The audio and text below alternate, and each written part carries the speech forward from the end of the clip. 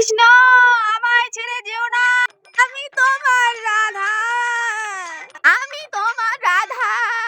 রাধা হলো কবে থেকে? ও দিদা, তুমি তো সবরই। তুমি রাধা হলে কবে? এ বাবা, আমার অনেক দিনের শখ, আমি কৃষ্ণের রাধা হব। ও দিদা, তোমার তো অনেক বয়স হয়ে গেছে, তোমাকে এই পানু আনাবে বলো? তা কি হয়েছে রে, একটু মেকআপ করে দিবি? দেখ না রে, যদি একটু ব্যবস্থা করতে পারিস। আচ্ছা ঠিক আছে, দেখছি তাহলে। দেখ ভাই, দেখ একটু দেখ। আমি গাদাধার।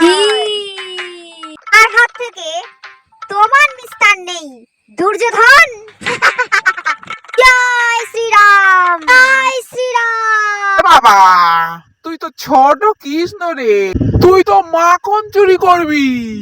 তুই গদা নিয়ে কি করছিস? ডাইরেক্টর, আমি ভীম, ভীম হব আমি। ভীম ভীম ভীম ভীম। এ বাবা, তুই ভীম হবি? হায় রে, কচি ভীম। ফালতু ডাইরেক্টর একদম।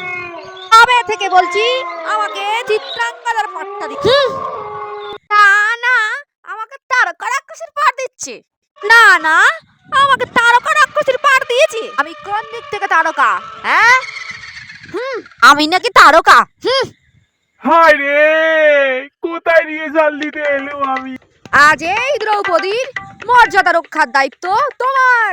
আরে আমি না, আমি না, আমার মর্যাদা রক্ষার দায়িত্ব ভগবানের। ভগবান কৃষ্ণ আসবেন।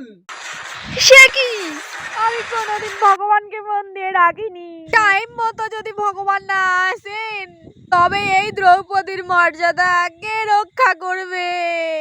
দ্রৌপদীর বস্ত্রহরণকে আমি ফুটিয়ে তুলবই। তবে এই দ্রৌপদী তোমার ওপর ভরসা রেখে চললো। এই ডাইরেক্টরটা সত্যি কোনো কাজের না। কবে থেকে বলছি আমাকে এই ডাইরেক্টরের পাঠটা দাও, তা না করে আমাকে অর্জুনের পাঠটা দিয়েছে। আমাকে না করে উনি ডাইরেক্টরের পাঠটা করবেন।